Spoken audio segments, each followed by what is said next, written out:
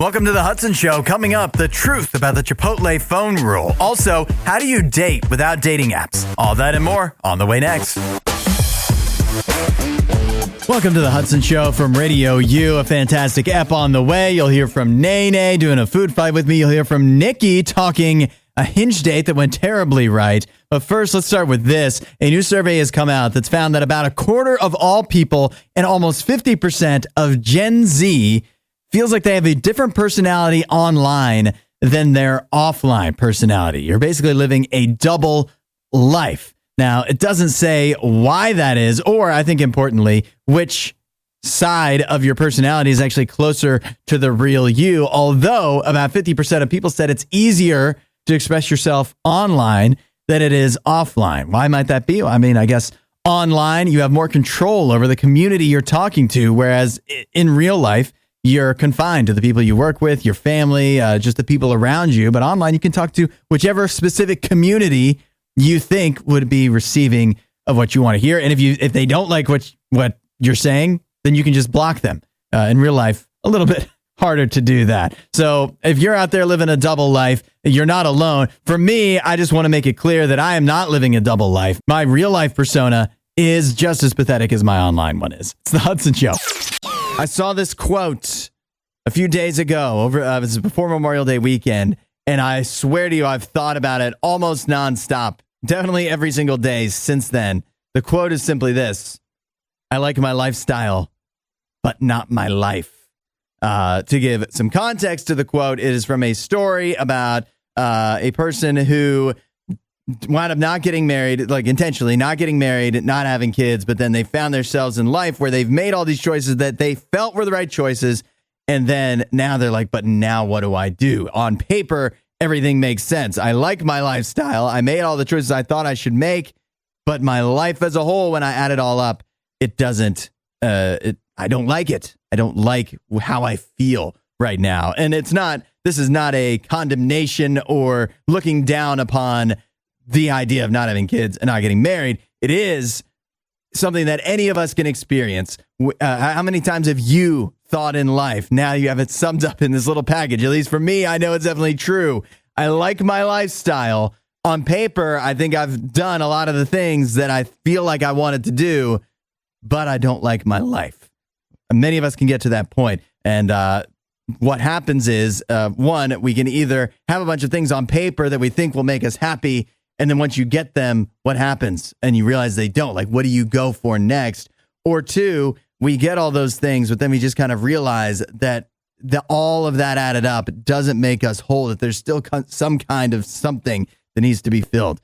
I want to let you know, if that's you, if you ever feel like I like my lifestyle, but I don't like my life, God wants to change that. Jesus wants to give you that extra something. Maybe all the stuff on paper should be enough if you just add God into the mix. Jesus is ready to help you find that out. Jesus will help you come to the realizations you need to come to and get to that point where you can be happy with the life you're living, whether it needs to be changed or whether maybe it can mostly stay the same. For some, that is actually true. God will find that out with you. Start talking to him about it. Let him know what you're going through, what you're dealing with, where you are in life, and let him talk to you about it. You can submit your potential Would You Rathers to 8772 RadioU. We may do them on a future show. Today's question, submitted by Mitch. Thought this was interesting. Would you rather have a porcupine or an alligator as a house pet?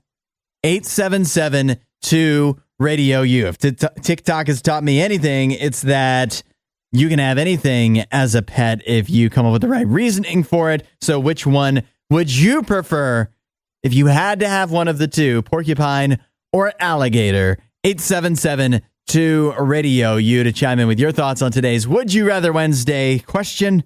So far, it looks like, and this is not surprising to me, it's what I expected, but the majority of support is in favor of the porcupine because, for example, Philip says porcupine, less life-threatening, which makes a lot of sense. Obviously, you've never heard, I don't think anybody has ever died from a porcupine attack, and alligators can have that potential. Other thoughts coming in, like Kara, who says porcupine, they're cuter. Also true. But there is a bit of support for the alligator in today's Would You Rather Wednesday, because Veronica says, and this is a good point, I have a dog. A dog is going to mess around with a porcupine and get stuck in the face. I've seen that too many times on TV. I know you're right. I think a dog, if it's big enough, can hold its own against an alligator, where the alligator is not going to, the alligator might get aggressive, but the dog's going to be aggressive right back at him. The alligator might back down. And here's my 2 cents on this situation, is that alligators are not as threatening when they're not near the water, especially if you're a grown adult. If you have kids, if you have another small pet, obviously you don't want an alligator probably getting near that. But if you keep the alligator fed and you're not near a body of water where it can drag you under and just toss you around like a rag doll, I think an alligator can be handled. I mean, Steve Irwin did it for a long time.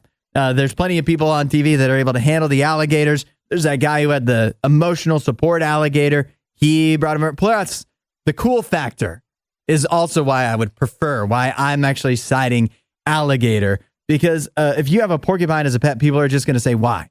If you have an alligator as a pet, people are going to say why. They're also going to be like, that's pretty cool, and also possibly intimidated. You can use the alligator to, turn the screws on some people if you need to if you need to put a few threats through. Maybe you could be a bookie or something like that. I don't know. But for me, I'm leaning alligator. I understand why many people want to take the safe side, but I think porcupines, I don't know. Can you dequill a porcupine and just have it live around your house? Because I guess then that is the obvious answer. That'd be much, much safer. Shout out to popular food blogger Keith Lee. He recently called out Chipotle after doing a review of one of their burrito bowls, saying that they only gave him like 4 pieces of chicken, saying Chipotle just isn't what it used to be, giving a voice to so many of us who have been saying this for so long. And since this video went viral from him, there's been a little theory that's gone around of how to get more food, more meat, more protein in your Chipotle order. And that is the phone rule. The idea is that Chipotle employees were instructed that if you have your phone out, like filming them while they're putting together your order, they'll be extra careful to make sure they give you more than enough than you're supposed to get. Now, Laurie Shiloh, she is the chief corporate affairs and food safety officer at Chipotle, said that this is all a bunch of nonsense. She says the phone rule it's not official policy, and there's been no changes to Chipotle's portion sizes. Yeah, that's what a chief corporate affairs and food safety officer of Chipotle would say, isn't it? I don't buy it. I think that we need to keep testing out this phone rule at Chipotle. I say, why stop there? I say there's plenty of other fast food restaurants that need to be called to task as well. Raising Cane's, Chick-fil-A. You're telling me they haven't changed portion sizes either. Let's all get out our phones like we didn't have them out already and start making these fast food workers' lives even more miserable. We have an update on the Japanese man who spent $14,000 on a lifelike collie costume to try to live his life as a dog. He's not giving up on his dream, but it sounds like he may be transitioning to another dream. He says the challenges of moving like a dog have made him consider other options. Because if you've seen, there's like a video of him trying to do dog agility drills in his dog costume, and there's nothing agility about what he's doing.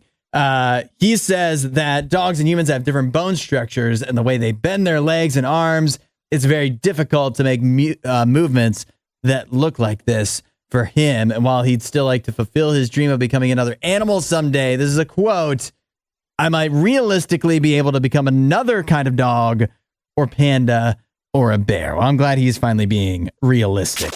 As the war between orcas and humans continues on, researchers are still struggling to explain why have there been so many orca attacks on boats in the Mediterranean Sea off the coast of Gibraltar and Spain and Morocco. Well, there was recently a meeting of the orca expert minds, the International Whaling Commission, trying to come up with some kind of explanation, because to stop the orcas from attacking, for us to live in peace together, we have to be able to understand why they're doing this. Basically, the former theory is that the orcas are doing it for revenge because there was one whale that got injured by one of the yachts, and so it taught other whales to attack the boats. But that theory has been called into question, and instead, the new theory proposed by the International Whaling Commission is that the orcas are just bored. Apparently, the bluefin tuna population is recovered in the region. That's what orcas eat, so they don't have to spend as much time and effort hunting. They need other stuff to occupy their time. And it literally says, perhaps these whales, especially the juveniles, have more leisure to explore novel behaviors, like attacking rich people's boats. Well, I'll say it. I don't care why they're doing it, whether they're bored or otherwise. It's not okay. And it's time somebody starts stepping up and speaking up for the rich, the yacht owners. They need their retribution, their pay. These orcas, they've got it coming. Is this you? You're gearing up for a single guy or single girl summer, but you're not in on the dating apps? I mean, they're kind of in their flop era right now, if we're being honest. I know a lot of people that have just gotten burned out of the dating app situation, but dating apps have become so commonplace, so much the norm, that maybe it almost feels like you've forgotten how to date or never learned how to find somebody to date in real life. Well, I've got some tips here for you of how to make the most of your summer, how to possibly find a person to spend some time with. And really, it all comes down to make yourself available. And what I mean is, when you're out and about, whether it's at a coffee shop, whether it's at the gym, whether you're just going out for a hot girl walk or a hot guy walk, these tips, these apply to everybody.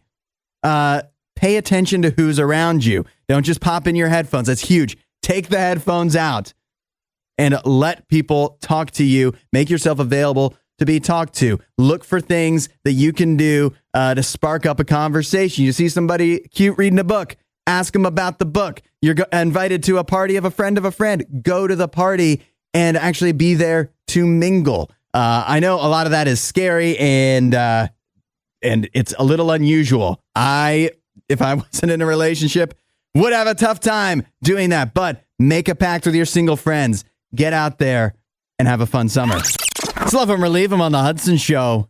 If you ever run into rocky relationship issues, we're ready to help. 8772 RadioU. You can chime in with your issue, and you can also use that number here to share some advice for this couple. My wife, who's 22, and I, who's 24, just had a discussion in which she conveyed to me her dissatisfaction with our home life and told me that she would like to get a van and travel the world. Whoa! I want her to be happy, but I don't feel certain about leaving my career and house to hop in a van and go. Since the beginning of our marriage, she told me she was adventurous, but I had no idea that it would manifest into this. She's certain of it, though, and has told me she can't live without trying it. We talked it through, and I told her maybe we could try just letting her go and travel, live her dreams while I hold the house down. Maybe she could just stay in contact with me and come down to spend time with me, but I would worry about her traveling alone since she has a chronic migraine condition that can put her out of service at random times. Plus, she doesn't know how she'll make money on the road and keeps telling me she will just figure it out. Love that. It all seems really impulsive to me. I'm scared for her and our marriage. Do y'all think we could make it work if she travels and I don't? Should I just quit my job that I've worked hard to get and throw it away for the road? I have so many questions and I'm just kind of panicking and frustrated. All right, we've got the situation. Wife wants to give it all up and live van life on the road. She's not the first. The husband, though, likes his job, likes their home life, trying to make it work. 8772 RadioU. What do we do here in this love 'em or leave 'em situation? Jamie got in at 8772 RadioU. Jamie, first of all, says, definitely do not give up your job, especially if you're the sole provider. Maybe you could see if she has a friend who could go with her and help so that she has somebody to at least care for her. That's a positive idea. As far as money goes, maybe she can pick up a craft or a hobby and sell them on the road. That's solutions oriented. I like that from Jamie. I also like what Pam says. It says she needs to have a plan for how to make money. Sleeping in a van all the time is probably going to get old fast. Where are you going to shower, eat, go to the bathroom, all that? Let her try it out for a week without regular access to normal amenities and having to find somewhere to park safely every night and see how that goes. We also heard from Kat here who says maybe try renting a van for a weekend or a week or a little longer to let her try out living the van life. And basically the idea maybe being that if you try it out for a week or a little more, probably a week, you could make it work.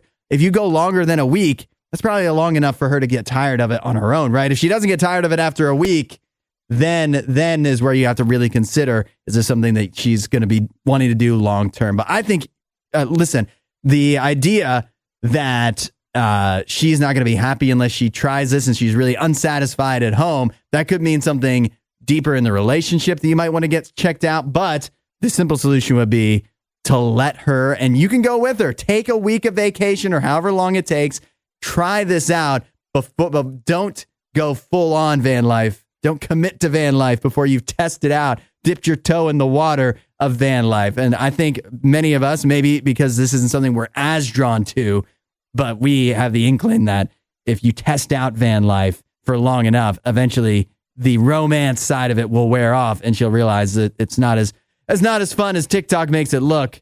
And hopefully everything can go back to some kind of normal. But in the meantime, maybe you get a week's worth of a fun van or RV trip, and that sounds like a good time. How do you make a flight even more uncomfortable?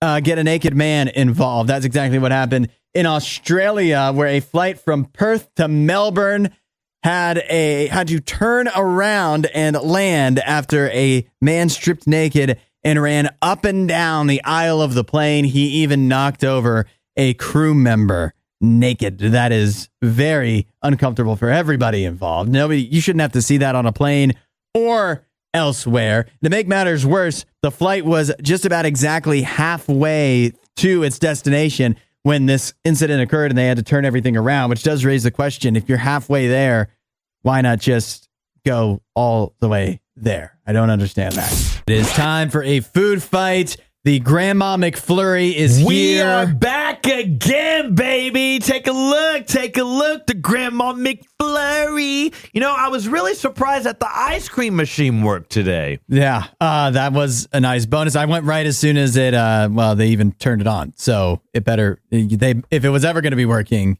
it's at the very start of the day, right? You think that's true? My 3-week span when I worked at McDonald's, I had to ask the question, why does the ice cream machine never work? And you want to know what they told me? What's the secret? They said there's a certain time of day where they just turn it off and clean it, and they just never turn it back on. It's never actually broken. They're just too lazy to put it back together again. That's really the secret. You know what they should have? They should have a self-cleaning ice cream machine. That's too much money for them. Why on earth would they pay that McDonald's much money have to enough do money. that? Because then they wouldn't have to pay workers to do it. They're going to take our jobs. Let's get to the matter at hand, which is the Grandma McFlurry. Now, let me give an asterisk to this before I even start. When I went in and ordered it, the lady, when the ticket popped up, she literally goes, "What's GMA McFlurry?" She didn't even know what she this didn't even was. know. No. And it's been out for like a week. So she maybe today's her first. She'd been on vacation or something. Maybe she hadn't worked in a week. Which, yeah. If I worked at McDonald's, I would have done that too. But I guess if it's no good, we can give him a pass. Maybe it's because just the lady didn't know. She was very nice other than that, but she had no idea what it was. You have your fries there. Are you going to dip them in here? No. All right. Let's just go in. Here we go. Go in. Let's see how she does. It's messy. Dude, look at it. Look at this or thing. I'm messy. First bite is mostly just ice cream. There's like nothing in it. Whatever syrup is dripped down in. Is this caramel? Let me look. You want me it? You'd always count on, this is what McDonald's says. You'd always count on Grandma for a treat. So naturally, there's a McFlurry named after her. The delicious Grandma McFlurry features smooth, sweet syrup. Just syrup. We don't know what kind, just syrup. With chopped candy pieces. What kind of candy? We don't know. I don't even find any of that in here yet. For a crunch reminiscent of Grandma's favorite treat, blended in our creamy vanilla soft serve. I got no crunch in this. And yeah, me neither. if this is a Grandma McFlurry, they should have a grandma age limit on it too. So you have to be as old as a grandma. The pieces. Are they down and buried at the bottom? They are buried. Is she supposed to like mix it and she didn't mix it? Oh, dude, I always feel like I'm so picky on these food fights. I promise you, I actually like eating food. It's just, it seems like every odd, obscure food that we try makes it onto this part of the show. I don't know if she put any candy in mine. I did finally get some of the syrup, which is like a caramel butterscotch type thing. It's actually fine. It's pretty good. I've got a Lunchable in the fridge to wash this down. I gave you some fries. I ate them all. Do you ever dip your fries in milkshakes or anything like that? I mean, like I wouldn't be opposed to it, but normally I don't. But they taste really good when you do. This, I don't think that's necessary with this. It's not, it doesn't improve the fries or the milkshake, the McFlurry all that much. I don't know. I really do feel like we didn't get an accurate assessment of this because I don't know that it was made correctly, unfortunately. I'm not sure, but that said, it's fine. How much? Let's do this, NayNay. How much would you pay for this McFlurry? Nothing, because I'm not buying it again. You'll never buy it again. Nope. What if 3 out of 10. What if we gave it? What if it was free again? Oh, if it was free? Yeah. How starving am I? Oh, that's not a good sign. You really are picky. You really are I promise picky. you, I'm not this picky of an eater. Like I really, it's just these foods. I brought in ice cream. I brought in chips. I brought in ramen made noodles from a grandma. Hey, it's funny you mentioned that. You think it's bad? I don't know if everybody else saw this. The story came out the same week of the Grandma McFlurry of that gal who supposedly put her grandma's ashes into pasta sauce and tricked her brother into eating it. What a wild transition, Hudson. Did you see that? No, I didn't see that. Who would ever talk about something like that? I feel like you would be more likely to eat that than this, so the way you're talking right now. This is the thing that your grandma makes that you say, oh, thanks, Grandma. And you kind of like feed it to the dog underneath the table in the corner when she's not looking. Actually, that's what you do. My dog would love this. It's almost a pup cup. I'm sure it would. I'm sure it would. We're doing useless knowledge today in honor of Oscar the Grouch Day this weekend. Your useless knowledge question of the day is... Oscar the Grouch is green as we know him today, but in the very first season of Sesame Street, he was a different color. What color was Oscar initially? I'll tell you the most popular guess that is wrong. Many people chimed in with blue, like Bailey, but you guys, you're thinking of Cookie Monster. He's the blue one. But many people did get this one right, including Susanna and Kale and Arthur, who guessed that it was orange. That is the correct answer. Oscar the Grouch was initially orange, although Arthur, I should say, says he asked Alexa. So, Arthur, what are you doing? You don't win anything. Why are you asking Alexa this question? Just figure it out yourself or just give it a guess. You don't win anything. But I also can't be too mad at you because you don't win anything. But you know who else doesn't win anything? Alexa, because she's the one that actually got it right for you. By the way, how did they explain the change in color of Oscar to kids who might have been paying close attention, I'm sure, and would have noticed that he was changing color? Well, Oscar claimed that he went to Swamp Mushy Muddy on vacation and came back green. And since we're talking about Oscar the Grouch, do you care that the voice of Oscar the Grouch is based off of a Bronx taxi cab driver that Oscar's performer was riding with? So that is where the voice comes from. That's why you can just totally picture Oscar going, hey, I'm walking here.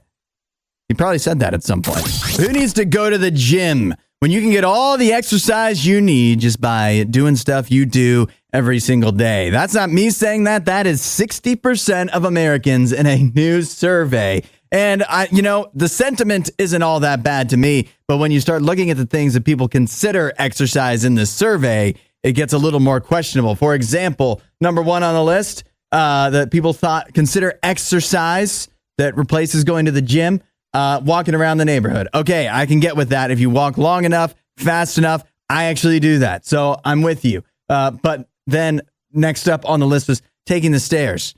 How many stairs are you taking? That's not enough. Like, you have to work in the Empire State Building to be able to take enough stairs for that to actually count as a workout. What about doing yard work? Sure, in certain instances, although if like what I picture yard work, I picture the dudes in my neighborhood on their riding mower with their shirt off and a tall boy.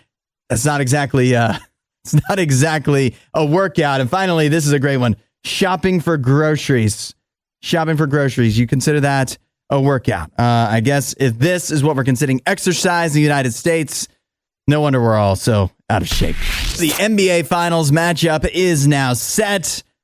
We're going to get Mavericks and Celtics. The one bummer is we have to wait all the way until Thursday before game one. But that's just because both of the conference finals went so quickly. I'll tell you what I noticed with the Mavs is like it's gotten easier for them as the playoffs have gone on, even as the competition has got more competitive. They started off with the easiest team, the Clippers, and had the toughest time, it seems, in that series. And as they went through the Thunder and then the T-Wolves, the series have gone quicker and easier for the Mavs, it seems.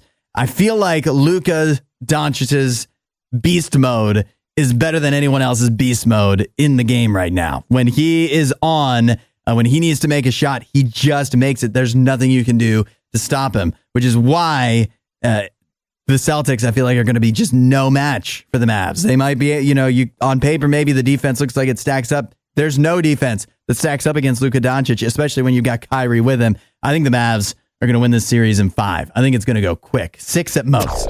Get your popcorn ready. It's our weekend tradition, the weekend watch list on the Hudson Show, letting you know what movies are new in theaters and at home for you to watch this weekend.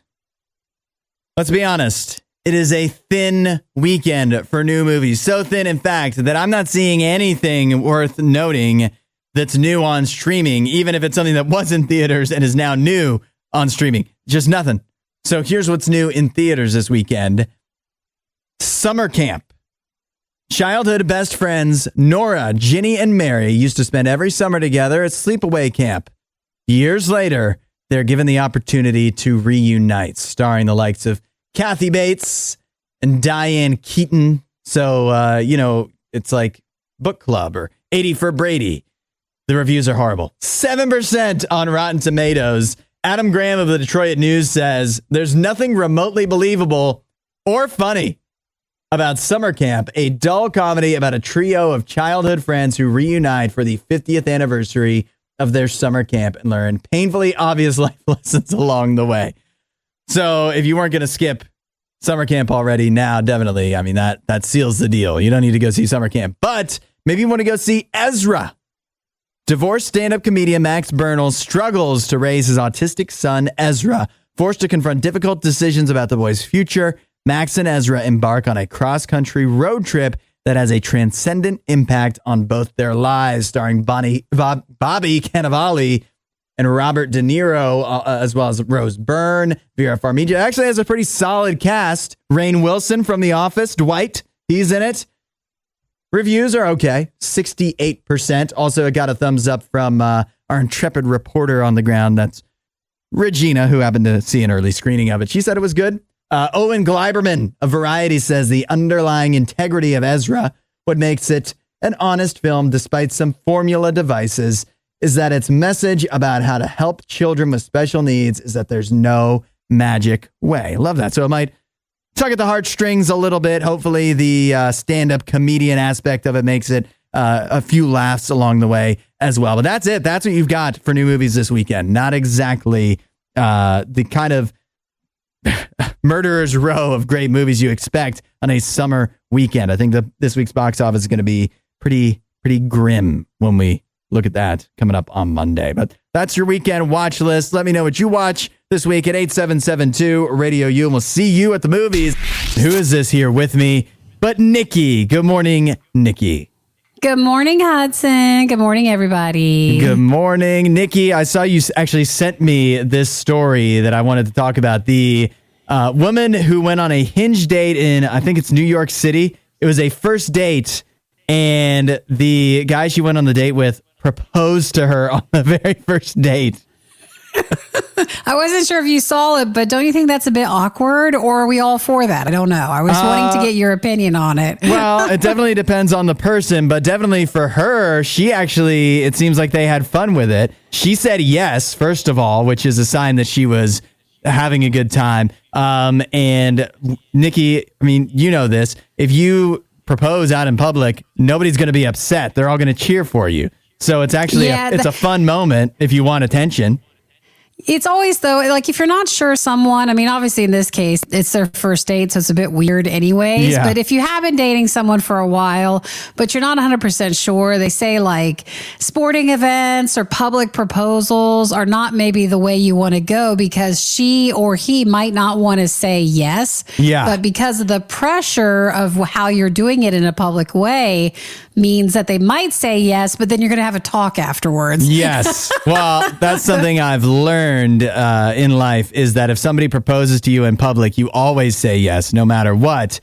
The yes isn't legally binding. You can talk to them later and be like, I just said yes because you proposed in public, but you know I would hate that. And so we're done. This is over or whatever. There's lots of time before you actually really say the more important yes. Now, they do say that this was kind of a joke. Yeah. And even though, you know, they jokingly were asking to marry, I don't think it's real. No, yeah. She said they're not getting married. And in fact, not only was this a first Hinge date, but she lives in the north, like near New York City or whatever, and this guy lives in San Diego, so they may not even see each other again, which is a shame because they really seem to have a real connection. If they can go along, if they can do this improv routine in a public park in New York City, they seem to have a good rapport. It's too bad it's not going to work out. I know, it just feels like a Hinge commercial because they're like, oh, you know, if they can make it with a long, thriving, long-distance relationship, then I should join Hinge and do it that way. So it does feel a bit like that. It's a commercial. Yeah, and Hinge needs that right now. Which we've told you, there's commercials and everything, and it's true. Well, we're not falling for it. I'm not going to get on Hinge no matter what they do. Way to be strong there, Hudson. Yeah. Way to be strong. Did you do this when you were a kid? Pizza Hut's Book It program where you could get the free personal pan pizza just for reading books because they're bringing it back. It's the 40th anniversary of Book It at Pizza Hut. And so they have the Book It program available to children across this fine nation, giving them the chance to get free pizza just for reading books. Or if you did it like me, just for lying about reading books. There's nothing that tasted better, though, than that personal pan pizza that you earned by, yet again, in my case, pretending to read books. Such a stupid thing, too. You know what they should have is Book It for adults, because you know who really needs to read? Kids read plenty of books. You know who doesn't read? Me. Should make Book It for me so I can get some free pizza. I'm interested to find out your thoughts on this.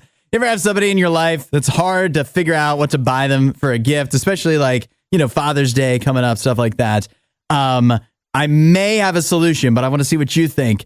I have a friend who he was trying to buy a gift for somebody. He's like, I don't really know what to get him, but I know he's a big sports fan. I know he's a big Niners fan.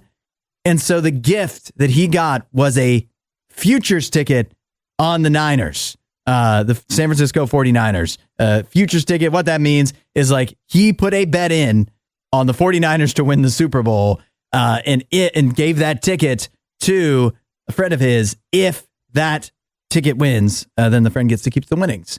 Is that a good gift for somebody? Like you're a big sports fan. What could I possibly get them that they don't have? They've got all the stuff they need. Maybe give them a chance to win some money and cheer and a little extra skin in the game for their favorite team. I don't know. 8772 RadioU. I'll tell you the closest thing that I've experienced to this is when my grandma used to put the scratch offs in my birthday card, which I always was excited about. 8772 RadioU. Let me know your thoughts. Sports futures tickets as gifts. Relationship experts have coined a new term for something harmful in the dating world that you may even be guilty of yourself. They call it cushioning. What does it mean? It basically means having somebody on the back burner. You're in a relationship, but you've also got somebody that's your backup plan that you've kind of put some effort into as well. I like this way they describe it even better, actually. They call it preemptive rebounding, like rebounding before you even hit the backboard. Now, obviously, if somebody you're in a relationship with is cushioning you, that's a negative because the attention is divided, and that needs to the relationship either needs to be ended or things need to get sorted out between you guys. But if you're the cushioner, you might be thinking, what's the big deal? Well, think about this. You're actually shooting everyone in the foot if you're cushioning, including yourself, because you're not giving your full attention to your main relationship, which may work out if you actually put 100% effort into it. But instead, your focus is divided. You're not giving 100% attention to anybody, which really means that both situations are less likely to work out. So don't be a cushioner. Thanks for listening to The Hudson Show. Please don't forget to rate and review the podcast.